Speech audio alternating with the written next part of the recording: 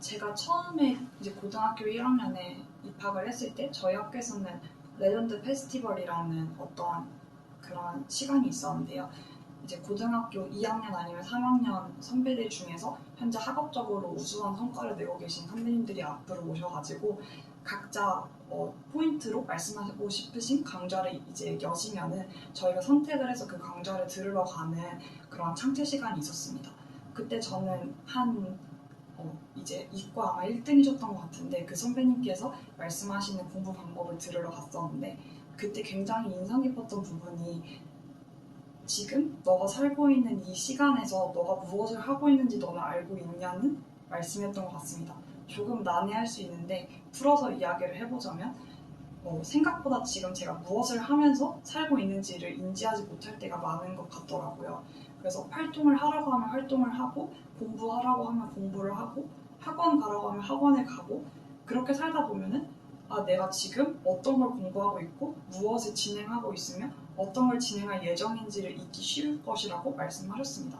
그것에 대한 이제 대처 방법으로서 이제 3년치, 1년치, 1개월 그리고 한 달 그리고 일주 하루 계획을 분할해서 세우는 것을 말씀해 주셨는데 처음 들었을 땐 굉장히 어려운 일이라고 생각을 했습니다. 우선 3년치나 1년치 계획을 세운다는 것 자체가 입학한 저로서는 굉장히 좀 부담스러운 일이었고 또 약간 인생이 어떻게 될지 알고 그 계획을 세우나 생각을 했습니다. 하지만 이제 학교의 1년의 일정표를 보게 되면은 1년 동안 학교에서 진행되는 활동은 한 3년 정도 유사한 형태로 되풀이가 되고 어떠한 행사가 진행될지 그리고 어떠한 대회가 개최될지 정도는 그 열람표를 보면은 확인을 할 수 있습니다. 그때 선배님께서 저희에게는 어떠한 대회에 나갈 것이고 또 어떠한 활동을 할 것인지 정도는 너희가 미리 생각을 해볼 수 있다. 그러한 내용을 달력에 표시를 해놓은 다음에 실제적으로 그것을 다 할 필요는 없지만 3년치, 1년치 어떻게 살 건지 한번 생각을 해보고 그렇게 하는데 2시간 정도밖에 안 걸리거든요. 그래서 한번 이렇게 쭉 써보기만 해도 대강의 삶의 아웃라인을 잡는 데 큰 도움이 된다고 말씀해 주셨습니다. 실제적으로 저도 비슷한 방식으로 조금 했던 것 같고 최종적으로는 어느 정도 제가 현재 2학년 2학기 아니면 2학년 1학기 때 무엇을 하고 있고 무엇을 하고 있어야 하는지에 대해서 좀 많이 인지를 했었던 것 같고 1년치의 계획이 많이 부담스러운 분들이 계시다고 하면은 저는 한 달치나 아니면 일주일 계획 먼저 세워보는 것을 추천드립니다. 일주일치 계획이 가장 중요한 이유는 일주일은 생각보다 굉장히 빨리 흘러가는 것을 아마 다들 아실 것 같은데요. 월요일이 싫어, 화요일이 싫어, 수요일이 싫어, 목요일이 싫어, 곧 토요일이다? 그리고 주말이 바로 끝나버립니다.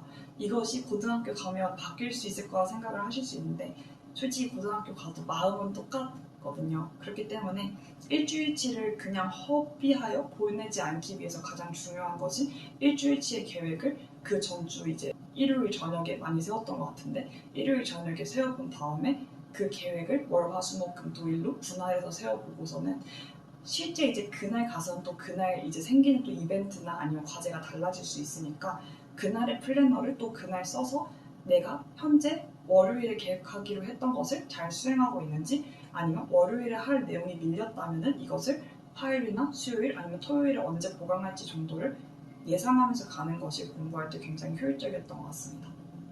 이게 그건가요? 네. 아니, 네네. 이거의 경우에는 보여주시면서 가져오신 이게 뭐죠?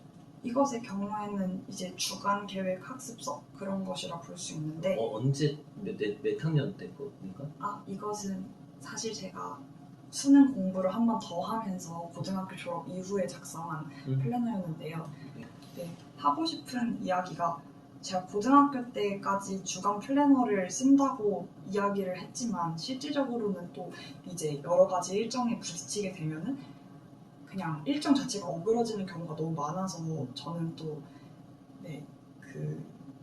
저의 그러한 성격 특성상 조금 강박적이고 완벽주의적인 성향이 어느 정도 있었기 때문에 그냥 나는 이번 주는 플래너를 안 쓰고 가는 것으로 하자라고 생각을 할 정도로 조금 무모할 때가 가끔씩 있었는데요.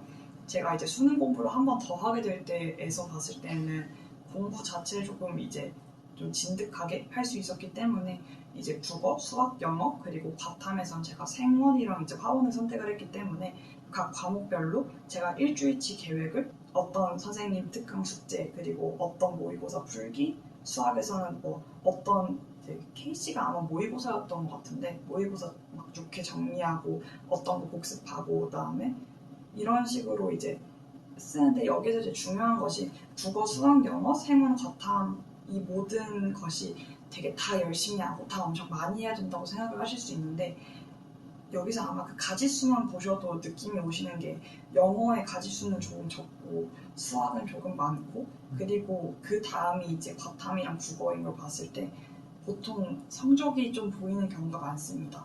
저의 경우에는 이제 감사하게도 이제 2021학년도 수능 때 영어를 만점을 받았었는데 그랬기 때문에 영어에 있어서는 어느 정도 자신감이 있었기 때문에 감히 이제 단어 외우기, 숙제 이 정도만 써놓고 나머지에 대해서는 조금 많이 자세하게 써놨고 이제 수학의 경우에 많이 자세했었는데 월화수목금토 1일 보면은 이제 월요일부터 이제 토요일까지 막 드릴 교재라든가 아니면 뭐 다른 교재들을 막 푸는 걸 되게 자세하게 적어놓고는 이제 일요일의 경우에가 조금 많이 텅 비어있는데 이 일은 월요일부터 토요일까지 모든 걸 완벽하게 한다고 생각을 하더라도 솔직하게 조금씩 밀리게 되면 일요일에 채워야 되는 양이 분명히 존재를 합니다.